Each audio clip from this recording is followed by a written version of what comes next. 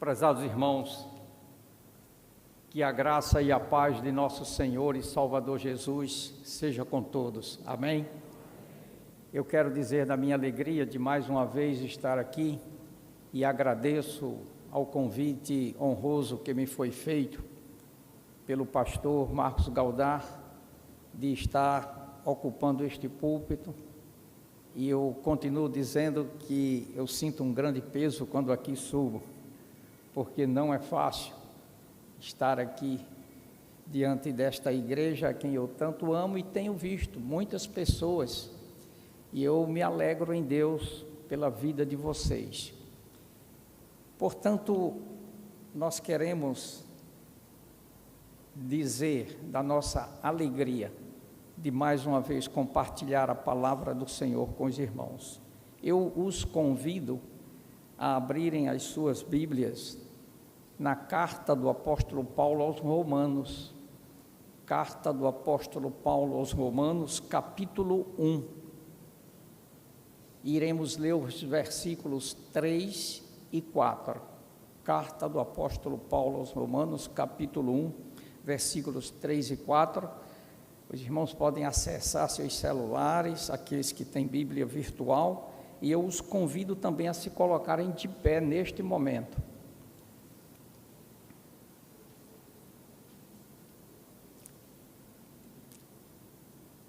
Assim diz a palavra: com respeito a seu filho, o qual, segundo a carne, veio da descendência de Davi e foi declarado Filho de Deus em poder, segundo o Espírito de santidade, pela ressurreição dentre os mortos.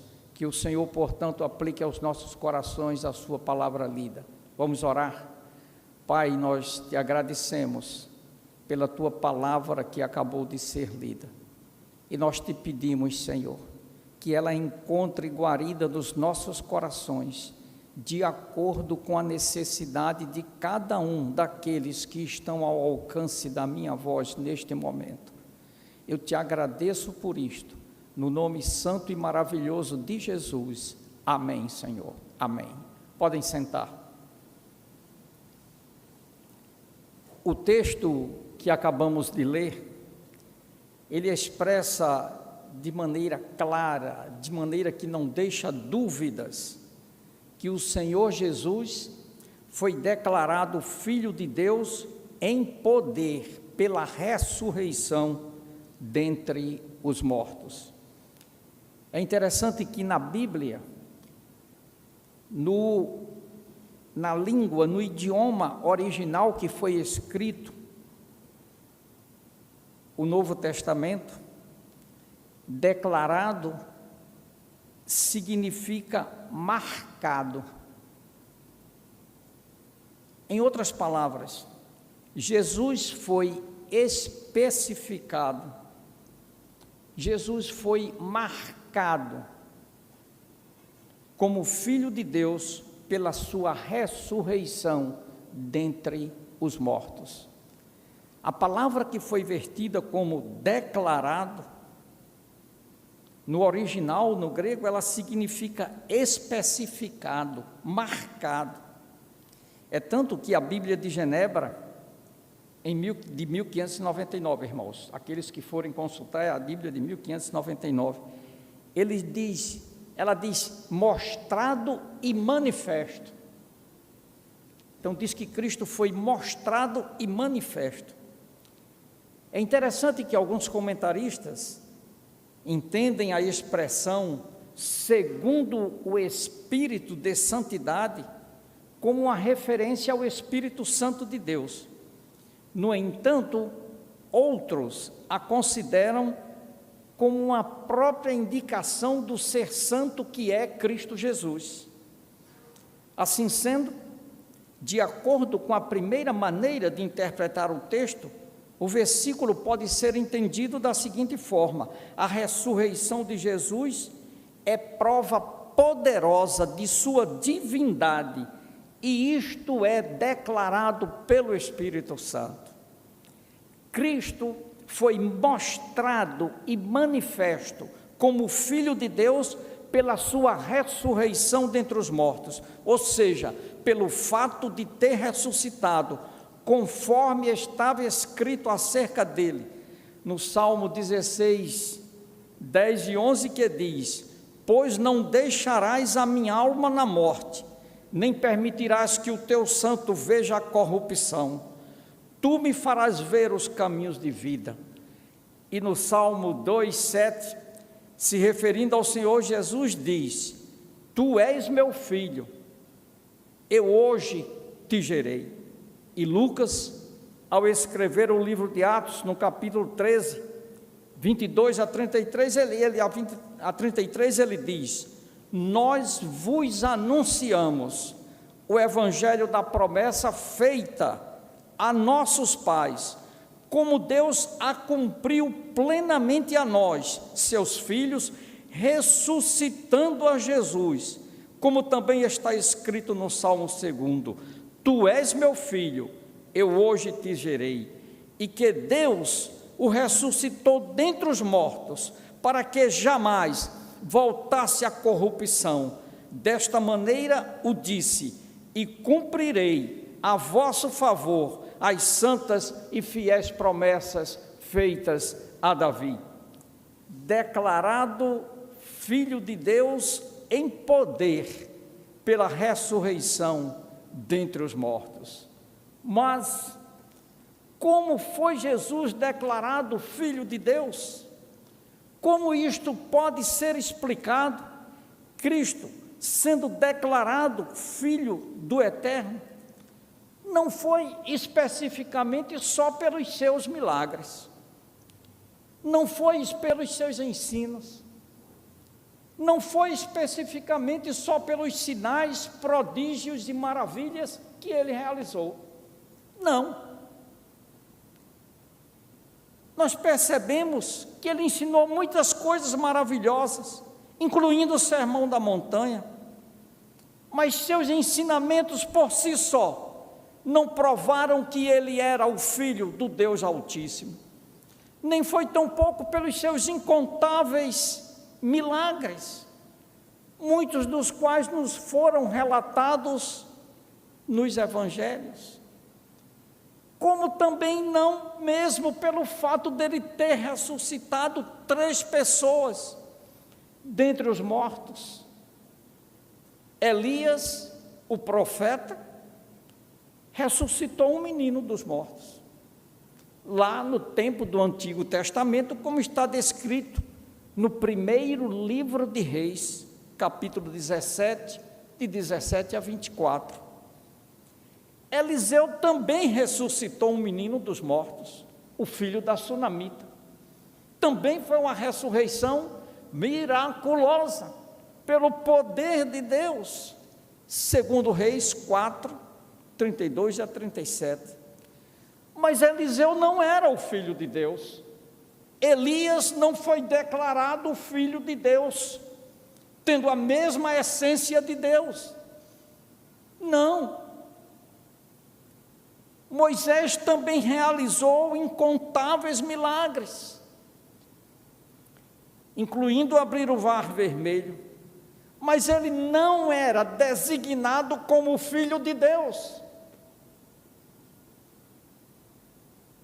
O único sinal que declarou Jesus como Filho de Deus foi a ressurreição de seu próprio corpo dentre os mortos. O próprio Jesus o disse, que sua ressurreição seria o sinal que ele daria a uma geração má e perversa. Os doutores da lei interrogavam Cristo Jesus e disseram: com que autoridades fazes estes sinais? Dá-nos um sinal para que nós saibamos que tu és o Cristo, o Filho de Deus.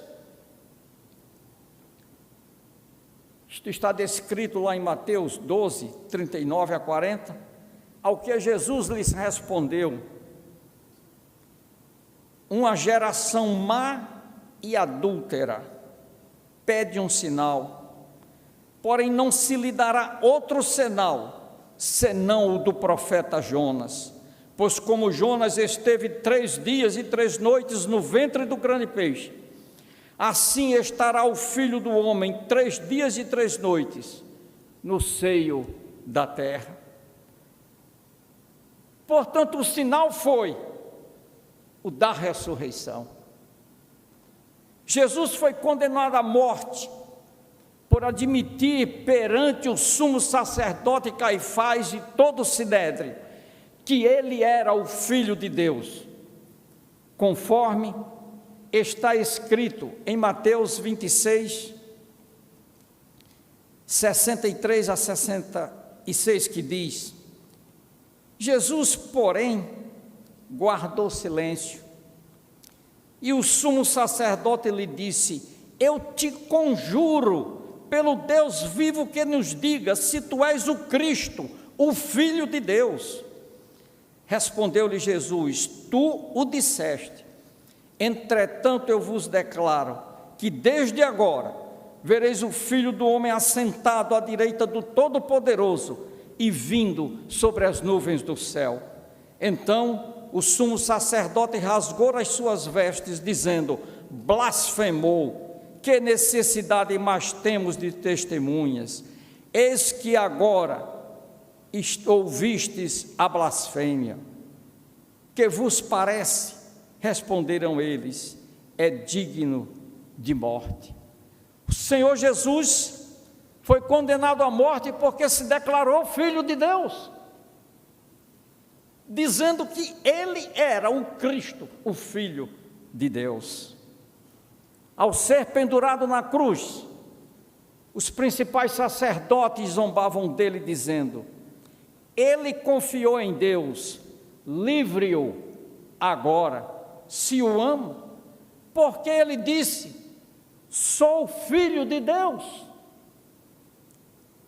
Essa expressão é uma expressão zombeteira, é uma expressão de escárnio, é uma expressão de descrédito na palavra bendita e inerrante do Senhor Jesus. Que Deus o livre, ele não diz que é filho de Deus. O Pai então virá com grande pressa para livrar o seu filho desse estado de morte. Mas os seus olhos espirituais estavam fechados. Havia o poder reinante deste século cegando o entendimento deles, porque eles não percebiam que o Cristo teria que vir para morrer. Jesus veio para morrer. E o Pai se comprazia no sacrifício que o seu Filho amado estava fazendo naquele madeiro infame, naquele madeiro de tortura, sofrimento e dor. Deus, todavia, assumiu publicamente que Jesus era realmente seu Filho, ressuscitando-o dentre os mortos. A palavra de Deus diz em Romanos 1:4, que foi o texto que lemos: declarado Filho de Deus em poder, pela ressurreição dentre os mortos. Esse texto é cabal, é contundente, quando ele diz que declarado, ele foi estabelecido, ele foi marcado, ele foi anunciado como Filho de Deus pela sua ressurreição dentre os mortos. Deus declarou o seu Filho, ressuscitando o seu corpo da morte no 3º dia. Um dos comentaristas da Bíblia, ele disse, abre aspas: antes que Cristo houvesse ressuscitado, a evidência de sua filiação divina não foi completa, ou a sua importância conhecida em sua plenitude pelos apóstolos, mas foi pela sua ressurreição que ele foi provado ser o Filho de Deus. Em muitas passagens das Escrituras, a ressurreição de Cristo é representada como uma grande evidência conclusiva da veracidade de tudo que Cristo ensinou e da validade de todas as suas declarações. Como Cristo declarou abertamente ser o Filho de Deus, sua ressurreição dentre os mortos foi o selo de Deus, a verdade de sua declaração. Se ele tivesse continuado sob o poder da morte, Deus teria desautorizado, vetado sua declaração de ser seu filho. Mas, ao ressuscitá-lo dentre os mortos, Deus reconheceu-o publicamente, dizendo: tu és meu filho, hoje te declaro como tal. Romanos 1:4, palavra do Senhor. Assim sendo, a evidência de que Cristo era o Filho de Deus foi dada pela sua ressurreição e comprovou como verdadeiro tudo o que ele ensinou e fez. O fato do Senhor Jesus ter ressuscitado ao terceiro dia com grande poder e glória é o aval, a garantia de que a veracidade e a confiabilidade de que todas as suas declarações são verdadeiras e dignas de toda a aceitação. Uma vez que ele ressuscitou dentre os mortos, como ele mesmo previu que faria, e esta previsão aconteceu, então isso nos garante que tudo o mais que o Senhor Jesus declarou também seja verdade, fato inequívoco e um fato que deve ser de toda acreditação como sendo verdadeiro, porque é a palavra do Senhor.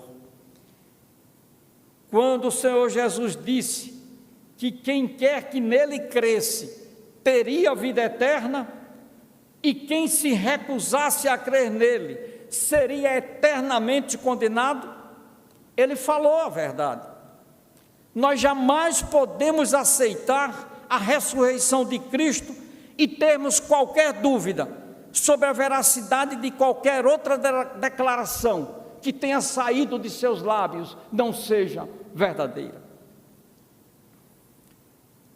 A pessoa bendita do Senhor Jesus disse aos seus discípulos, lá em Lucas 18, 31 a 33, eis que subimos a Jerusalém, e se cumprirá no Filho do Homem o que pelos profetas foi escrito, pois há de ser entregue aos gentios, e escarnecido, injuriado e cuspido, e havendo-o açoitado, o matarão, e ao terceiro dia ressuscitará.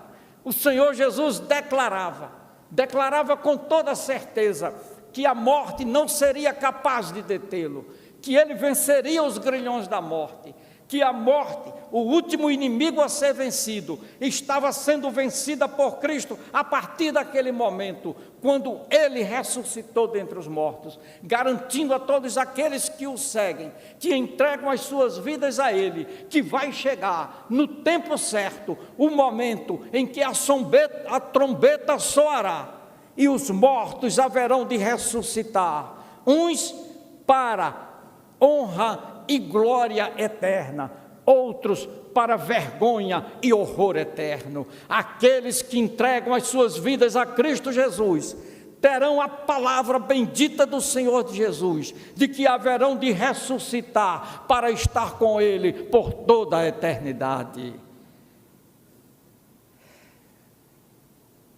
A palavra do Senhor diz: declarado Filho de Deus em poder, pela ressurreição dentre os mortos.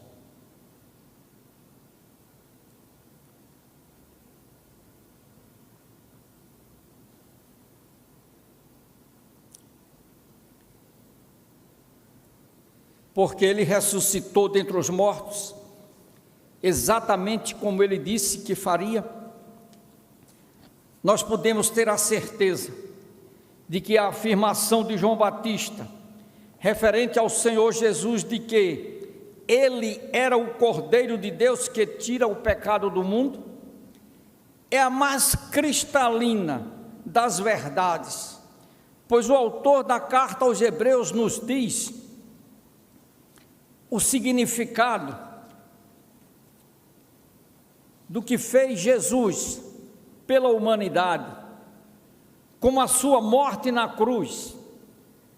Isto está lá em Hebreus, capítulo 9, 12 a 14, que diz: não por meio de sangue, de bodes e de bezerros, mas pelo seu próprio sangue, entrou no Santo dos Santos, uma vez por todas, tendo obtido eterna redenção.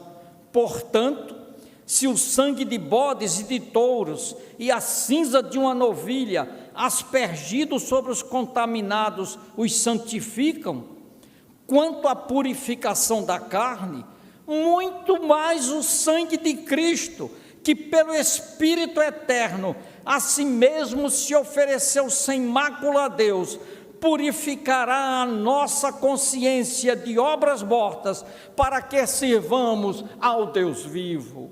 A morte do Senhor Jesus, o Cordeiro de Deus que tira o pecado do mundo, garante a todos aqueles que o aceitam como Senhor e Salvador, e que foram lavados e remidos pelo sangue derramado na cruz do Calvário, a certeza da vida eterna, ou seja, a salvação das nossas almas. E pelo fato de a si mesmo ter se oferecido sem mácula a Deus, o Altíssimo aceitou o seu sacrifício e validou a sua ressurreição, e ele foi declarado, ele foi especificado, ele foi marcado e manifesto como Filho de Deus em poder pela ressurreição dentre os mortos. Na igreja primitiva, os gregos que se convertiam ao cristianismo na igreja de Corinto, tinham uma tremenda dificuldade de aceitar a ressurreição dos mortos. Isto porque, de um modo geral, era crença comum entre os gregos acreditar na imortalidade da alma, mas não na ressurreição do corpo. Para eles, o corpo era a fonte da fraqueza e do pecado do homem. Para eles, o corpo, a carne, limitava o espírito. Para eles, quando a pessoa morria, o espírito estava livre do pendor da carne, portanto, o espírito poderia existir de forma plena, sem sofrer a interferência dos pecados e dos apelos tentadores da carne. Daí eles diziam que o corpo era a fonte de fraqueza e do pecado do homem. E os crentes da igreja em Corinto começaram a entrar em conflito. Para eles, a morte era uma condição benéfica, pela qual a alma seria liberta do corpo. No modo deles pensarem, a ressurreição física seria um grande problema, pois serviria apenas para escravizar novamente a alma. Esse era o entendimento dos gregos. E Paulo, escrevendo àquela igreja, diz: porque se os mortos não ressuscitam, também Cristo não ressuscitou. E se Cristo não ressuscitou, é vã a vossa fé, e ainda permaneceis nos vossos pecados. E ainda mais, os que dormiram em Cristo pereceram. Se a nossa esperança em Cristo se limita apenas a esta vida, somos os mais infelizes dos homens. 1 Coríntios capítulo 15, versículos 16 a 19. Mas o apóstolo Paulo não para aí. Ele afirma categoricamente no poder e na unção do Espírito Santo. Lá no versículo 20 ao 23 ele diz: mas De fato, Cristo ressuscitou dentre os mortos, sendo Ele as primícias dos que dormem, visto que a morte veio por um homem, também por um homem veio a ressurreição dos mortos. Porque assim como em Adão todos morreram, assim também todos serão vivificados em Cristo. Cada um, porém, por sua ordem. Cristo, as primícias, depois os que são de Cristo, na sua vinda. Que palavra ungida! A inspirada palavra de Deus garante a ressurreição do crente na vinda de Cristo para buscar a sua igreja durante o arrebatamento. Tal esperança e segurança são ilustradas em uma grande canção de triunfo que Paulo escreve lá em 1 Coríntios, capítulo 15, e que ele vai a partir do versículo 51 e que diz: eis que vos digo um mistério, nem todos dormiremos, mas transformados seremos todos, num momento, num abrir e fechar de olhos, ao ressoar da última trombeta. A trombeta soará, os mortos ressuscitarão incorruptíveis e nós seremos transformados. Porque é necessário que este corpo corruptível se revista da incorruptibilidade e que o corpo mortal se revista de imortalidade.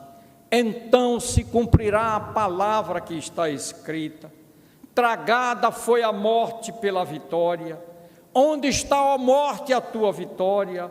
Onde está, ó morte, o teu aguilhão? O aguilhão da morte é o pecado, e a força do pecado é a lei. Mas graças a Deus, que nos dá a vitória por intermédio de nosso Senhor Jesus Cristo. E foi através dessa ressurreição poderosa de Jesus que o apóstolo Paulo, inspirado pelo Espírito Santo de Deus, declara que a nossa vitória, a vitória da ressurreição que haveremos de ter, é graças ao fato de Cristo Jesus ter sido ressuscitado, declarado Filho de Deus em poder pela sua ressurreição dentre os mortos, e hoje Ele está assentado à destra de Deus Pai, intercedendo por nós e esperando o momento em que o Pai dê a voz de comando para que Ele venha com grande poder e glória, ao clangor das trombetas dos anjos, descer a esta terra, não mais como Cordeiro de Deus, mas como leão da tribo de Judá, e haverá de vir para buscar da terra e arrebatar a sua igreja, para assim estarmos para sempre com o Senhor. Glória a Deus! Esta é a esperança daqueles que colocam as suas vidas nas mãos do Senhor Jesus. A ressurreição é a vitória triunfante e gloriosa para todo crente em Jesus Cristo, pois Ele voltará. Cristo voltará, e a sua igreja o aguarda ansiosamente, e diz, como diz a palavra: Maranata, vem. Sim, Senhor, vem Jesus. Os mortos em Cristo vão ser ressuscitados, e aqueles que permanecerem vivos na vinda do Senhor serão transformados e receberão corpos novos e glorificados, à semelhança do corpo de Cristo que Ele tem agora. Portanto, amados irmãos, a ressurreição do Senhor Jesus é uma cláusula pétrea, é uma cláusula basilar, é uma pedra fundamental do cristianismo. Primeiro, por ter demonstrado que Deus aceitou o sacrifício de Jesus feito na cruz em nosso favor. Segundo, ele prova que Deus declarou, especificou, marcou e manifestou Jesus como sendo o seu Filho em poder. Terceiro, ele garante que aqueles que têm Cristo como Senhor e Salvador de suas vidas não vão permanecer mortos, mas serão ressuscitados e terão direito à vida eterna e estarão para sempre com o Senhor. Esta é a nossa abençoada esperança, a abençoada esperança daqueles que creem em Cristo Jesus e entregam as suas vidas nas suas mãos. Que Deus nos abençoe.